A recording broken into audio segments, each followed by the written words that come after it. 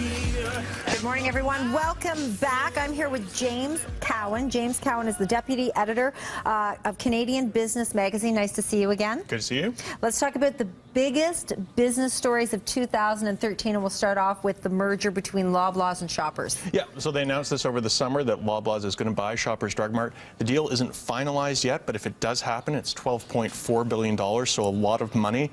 And obviously this is a deal that's going to affect pretty much anyone who shops in Canada. It's going to be reaching out, meaning that more Loblaws products are available in Shoppers Drug Mart locations. Okay. Gives them access to the very, very popular Optimum card that you probably have in your wallet.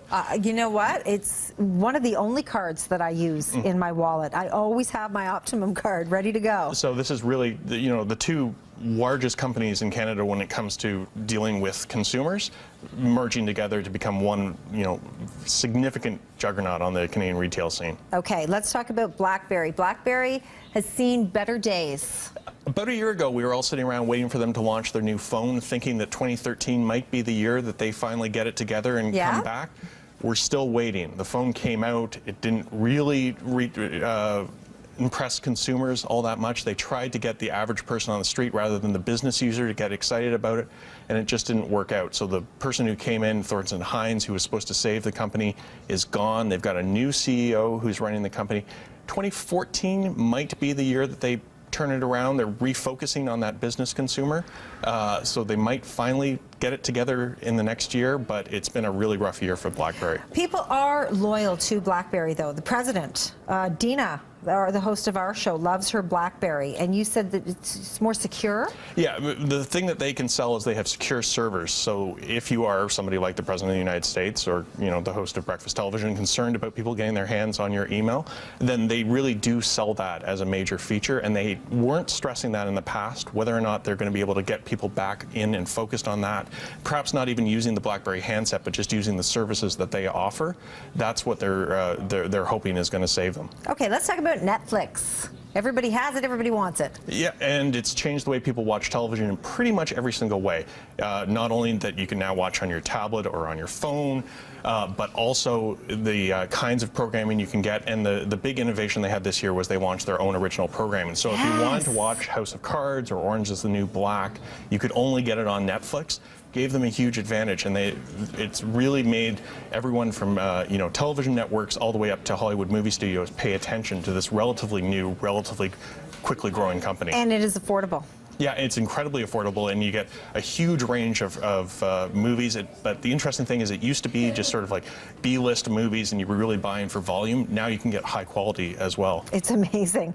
Let's talk about female success stories in business. This was an interesting year for women in the business community. Not only we had a couple of very high-profile women. Sheryl Sandberg at Facebook wrote a book called Lean In, which was really a book talking about how more women can become successful and what the trade-offs that they have to make are. Marissa Mayer came in and shook up Yahoo, a company that a lot of people thought was headed for the scrap heap, and seems to have some new life to it. But in Canada, there's also this conversation that's building that we thought at the magazine was very important, where people are starting to ask some questions about why aren't there more women on corporate boards? Why aren't there more high-profile women?